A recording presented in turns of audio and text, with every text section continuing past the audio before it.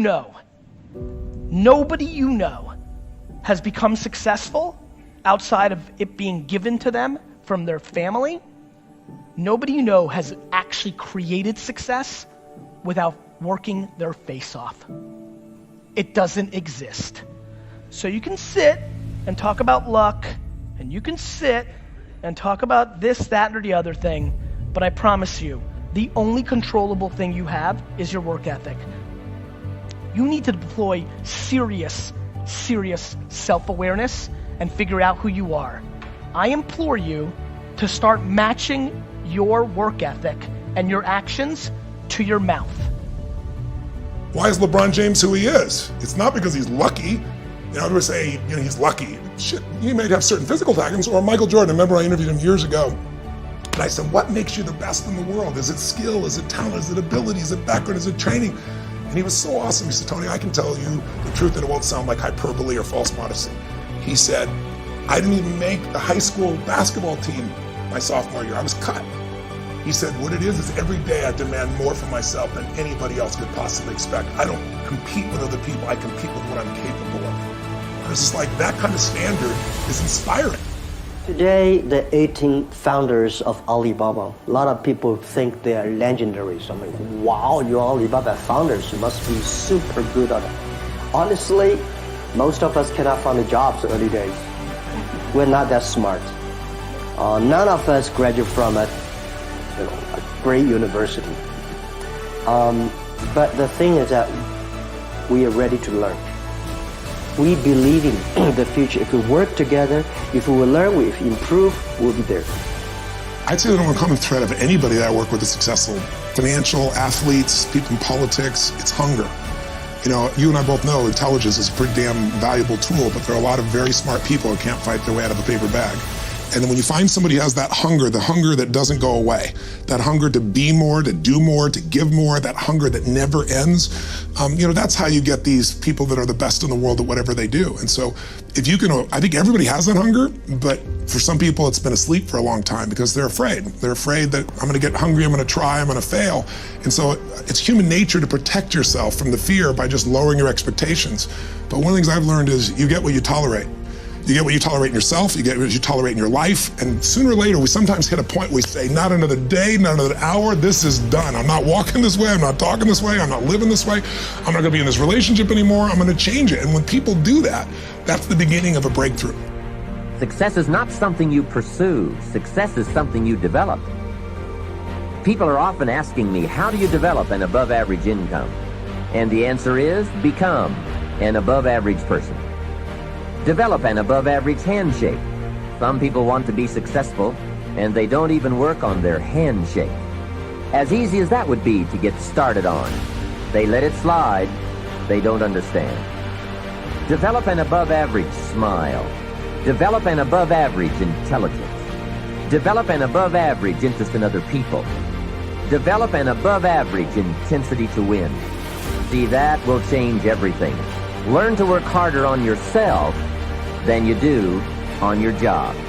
The first decision that you're making of the day is to actually get up and get moving.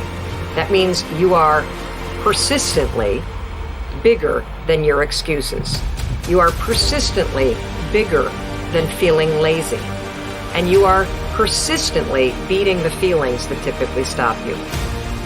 So when you go so hard, mentally, physically, emotionally, spiritually, you have to have time set aside to quiet and recover. Recovery's big. The mind, especially the mind and the body. This is my time. There's no phone calls. There's no emails. The world does not exist. Because I have to get ready for tomorrow. Get the body opened up. Why? Because as I won't get, but your body's getting tight.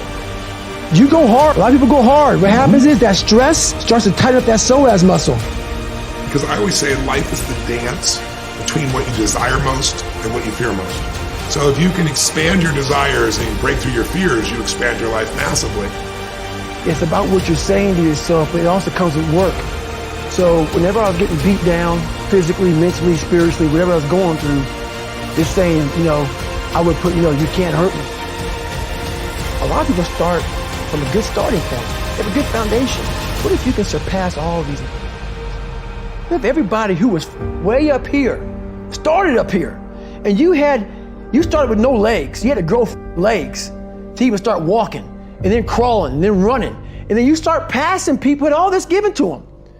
I had to use all this negative shit that was making me weak and horrible as a person. I had to use this as the power that now fueled me. I had to flip it on its head and say, hold up. This might be exactly what I need. The darkness is exactly what I need. It's how you look at your situation. And I was looking at it all f***ed up. To me, this is a world is flat moment, that the people who've learned to game the system, that this discomfort that we feel, we actually are right. Like, they actually don't understand the game they're in. Business is an infinite game, and when you play with a finite mindset, lots of people suffer, including the companies that they themselves are trying to build. That's the great irony. The great irony is the way you build great companies is with an infinite mindset. The way you build great companies is by prioritizing people before profit. The way you build great companies is will before resources. Both things important, but there has to be this general leaning where we can feel, when we come to work and feel like we're part of something bigger than ourselves, where we feel that our work and our effort is worth more than simply the money we make. Stop being this high school dropout. Stop giving up. Stop sleeping on the street. Stop walking up and down Finkel Avenue like you ain't got nothing, and get your GED. Stop being afraid to take a test. Who are you right now? And who must you become in order to create what you want? What has to change about you? You're not going to be the best. You're not going to catch the best if you're not intentional and deliberate. And there are those of you in your space, and whatever you're trying to do, you don't even represent the best in your space. And you're still not giving 120. You're trying to catch the guy. You're trying to catch the female. That's the best. And you're waking up and giving me 70%. You're giving me 80%. But yet you have these dreams that you're going to be the best. How? And lots of people are hopeless and nihilistic.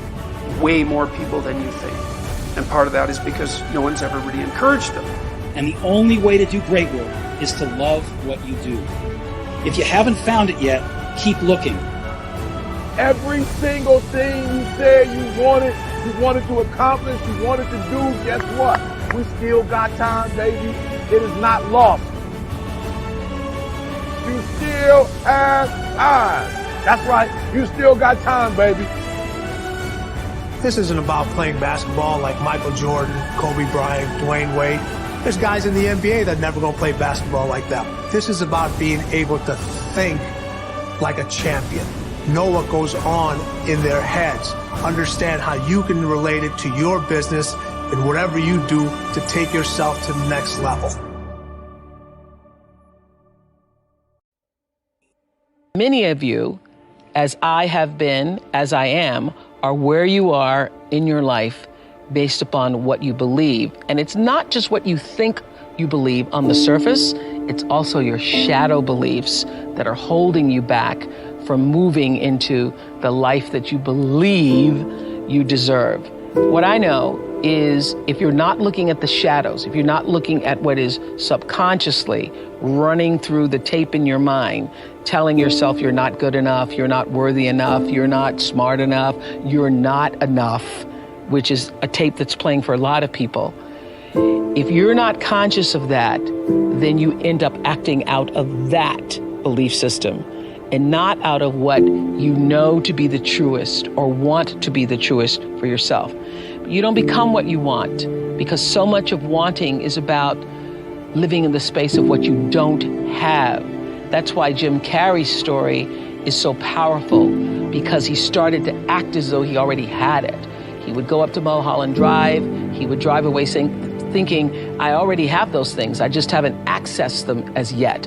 I believe those things are going to come to me and I'm going to act like they are, so I'm going to move forward in my life in order to draw that to myself in such a way that my actions are in alignment with what I say I believe. So if you start to think about that, really, why are you where you are in your life? The choices that you have made have been because... What makes for a bad day is snoozing, starting your day off late, starting your day off tired, starting your day off by mainlining everybody else's news feed on social media and looking at everybody else's life and saying to yourself, oh my God, they're on vacation, or gosh, they look so great, or their friends are so fancy, or my gosh, they've got so money. You start off your day looking at that, you're never gonna have a good day. You gotta start off your day by getting up on time, figuring out your priorities, and then getting to work on them. I think the single biggest reason why people have bad days is because they start them off by looking around at everybody else and seeing what they're doing instead of having the focus and the discipline to actually start your day off with you in control and with your priorities front and center.